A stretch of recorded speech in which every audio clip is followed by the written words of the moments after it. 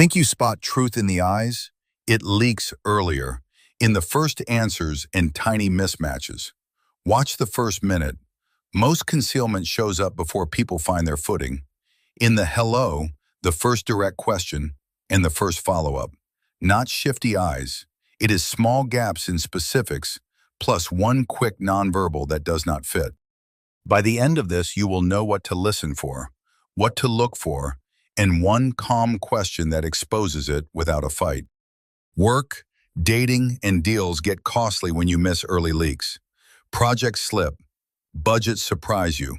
You chase someone who is not that into it, or you buy a problem you did not see. Stay with me. You will learn to hear missing specifics, spot first-minute leakage, and use one question that gets real answers without drama. Timing is everything. Start with about 30 seconds of neutral small talk. You are creating a clean baseline. Hear their normal pace, pitch, and gestures. Do they talk fast or slow? Do their hands move? This is your control sample. Then ask one precise who, when, or where question. Early clips matter. Thin slice research shows short windows can be telling, especially before control kicks in. That first minute is your best look before someone adjusts to you. The clearest verbal tell is often what is missing. Truth has anchors you can check. Names, dates, places, sequence. Concealment thins those out. You hear fewer who, when, where, and how details. The timeline gets fuzzy. If you cannot picture the scene, you likely do not have enough to trust. Watch for hedges and softeners. Basically, sort of, to be honest. We are moving forward. These pad the space where a clean detail should sit. They are not evil words. They are fine in normal talk. But paired with missing anchors, they point to smoke.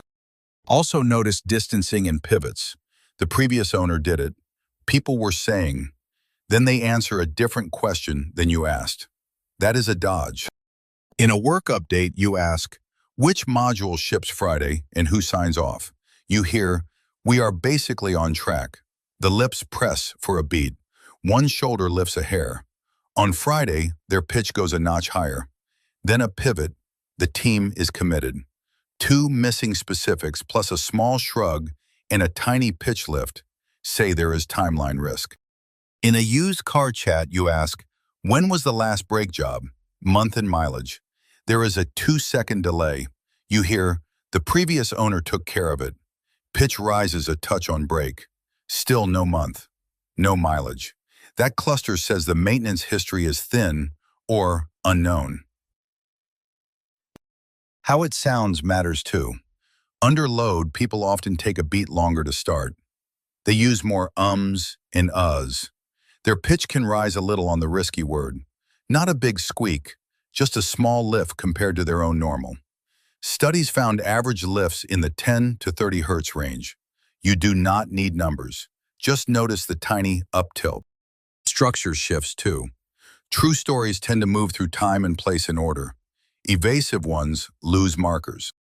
Then, there are tiny contradictions in the body. A micro lip press right after a bold claim.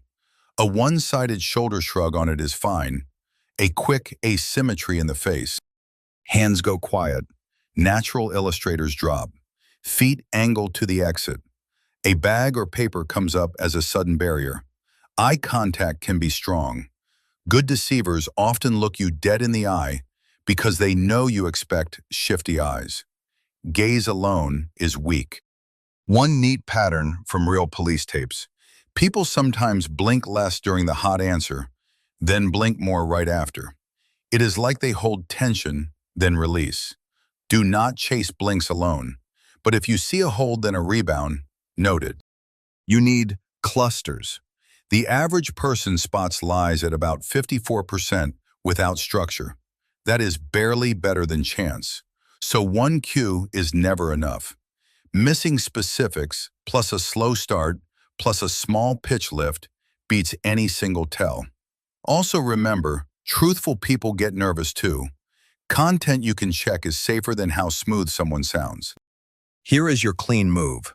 Ask one concrete who, when, or where. Then stop talking.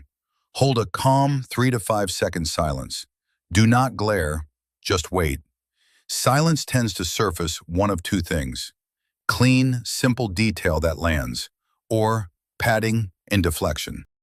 In dating, you ask, which day works for you, Saturday or Sunday? Then quiet. A clear answer gives a day and a time. An evasive one gives no time and flips the topic. Next, triangulate and use time. Ask for documentation, dates, and names. Write their answers down in front of them. Later, circle back to the same question. Same words, no accusation, just a gentle check. Real stories tend to repeat. Fabricated or concealed bits tend to shift. In a family curfew chat, your teen says, "I was at Sam's, you can ask him." Few details, no timeline. You ask, "What time did you get there? And who else was there?" There is a tiny lip press. They answer, then you see a blink flurry right after. Later that night, you ask again, casual. Do the times match? Do the names stick?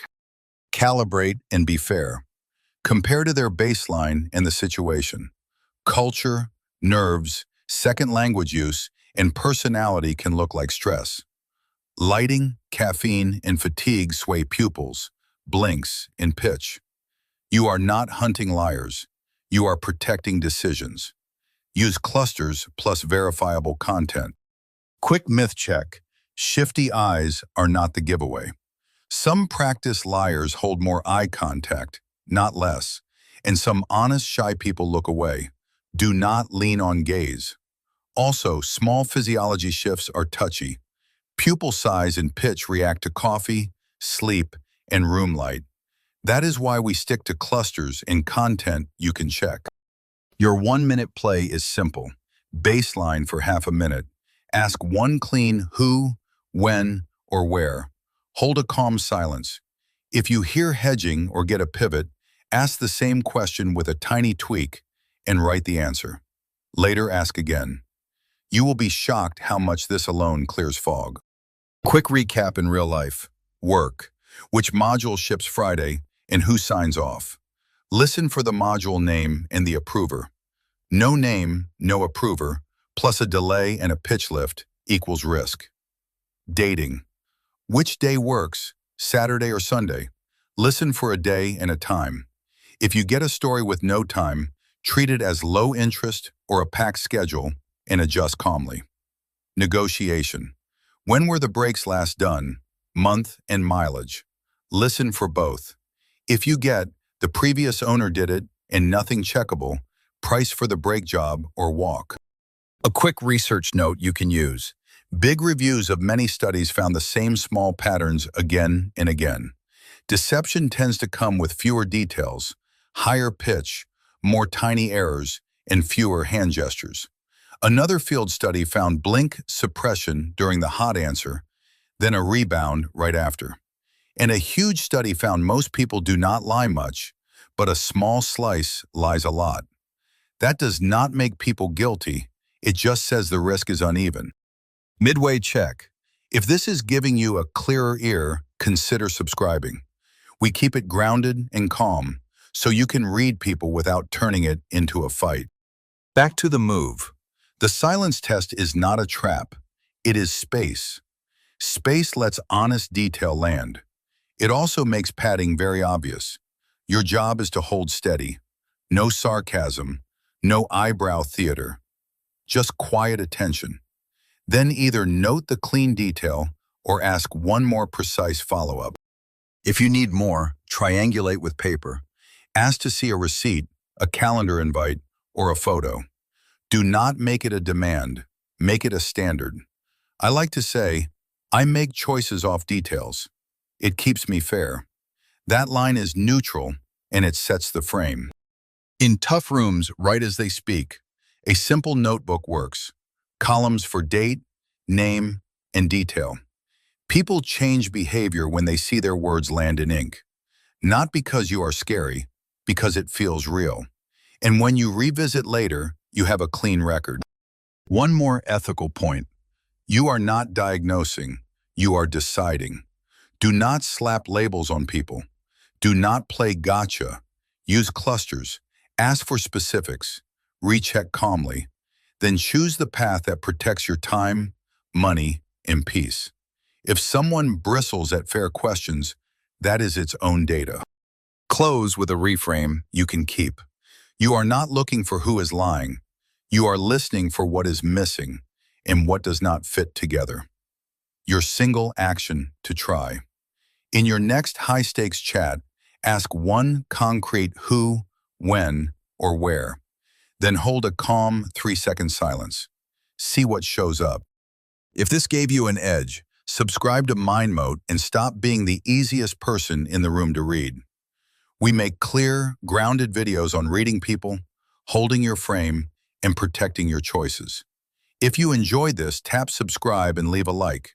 There is more on the channel. Stay steady, and I will see you next time.